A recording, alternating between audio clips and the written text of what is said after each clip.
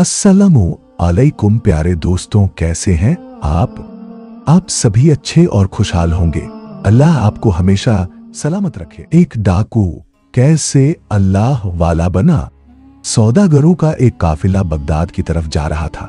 उनके साथ एक नौमर लड़का भी था, जिसकी मां ने इस काफिले के साथ इसलिए कर दिया था ताकि हिफाजत के साथ ये अपनी मंजिल पर पहुंच जाए और दीन का इल्म हासिल करे। काफिला इत्मीनान से चला जा रहा था कि एक जगह कुछ डाकुओं ने उस पर हमला कर दिया। काफिले वालों ने अपना माल बचाने के लिए बड़ी चालें चली कि किसी तरह से कुछ माल बचा ले, लेकिन डाकुओं के सामने उनकी एक चाल भी काम न आई। काफिले वाले उनसे रहम की अपीलें करते रहे, लेकिन डाकुओं के दिल नहीं पसीजे। जब एक एक आदमी से उन्होंने सब कुछ छीन लिया तो उस नौ उम्र लड़के से पूछा, तुम्हारे पास और भी कुछ है? लड़का उठा, मेरे पास 40 दीनार है। डाकू, तुम्हारे पास 40 दीनार है। डाकू को यकीन नहीं आया कि इस गरीब से दिखते लड़के के पास इतने दीनार कैसे आ गए, और अगर आ भी गए तो ये हमें क्यों बता रहा है। यही सोचते सोचते वो इस लड़के को अपने सरदार के पास ले गया। डाकू सरदार, ये लड़का कहता है कि मेरे पास 40 दीनार है। सरदार, क्या तुम्हारे पास वाकई 40 दीनार है? सरदार, अच्छा तो कहाँ रखे हैं? लड़का, जी मेरी कमर से एक थैली बंधी हुई है, उसमें रखे हैं।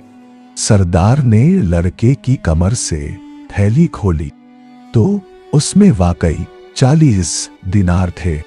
सरदार हैरत से कुछ देर उस लड़के को देखता रहा, फिर पूछा, तुम कहां जा रहे हो? लड़का, दीन का इल्म हासिल करने बगदाद जा रहा हूं। सरदार, क्या तुम्हारा वहां जानने वाला कोई है?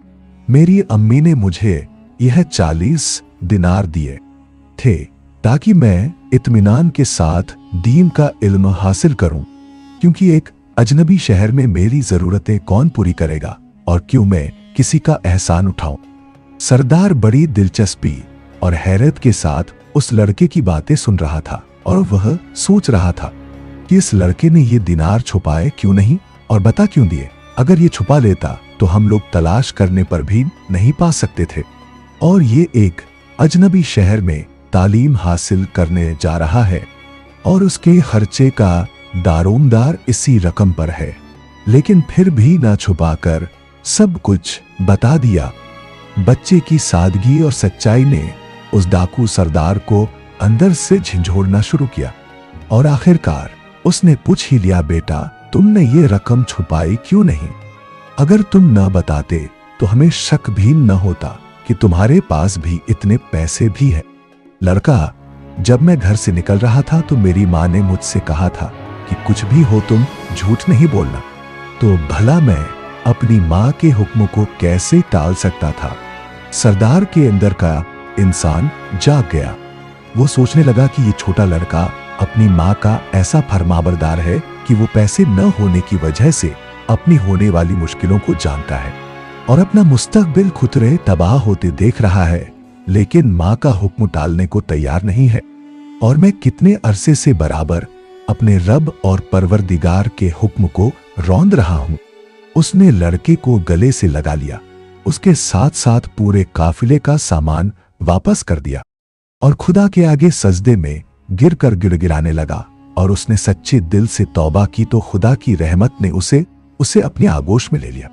वह डाकू क्या बना?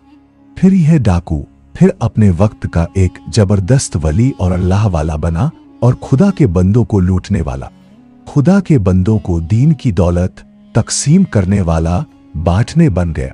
एक अजीम माँ की तरबियत ने सिर्फ अपने बच्चे को ही ऊंचा नहीं उठाया, बल्कि डाकुओं की भी तकदीर बदल दी। वो लड़का क्या बना?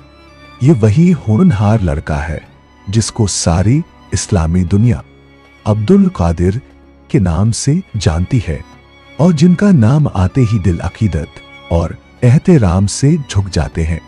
अल्लाह हम सबको अमल करने की तौफीक अता फरमाए।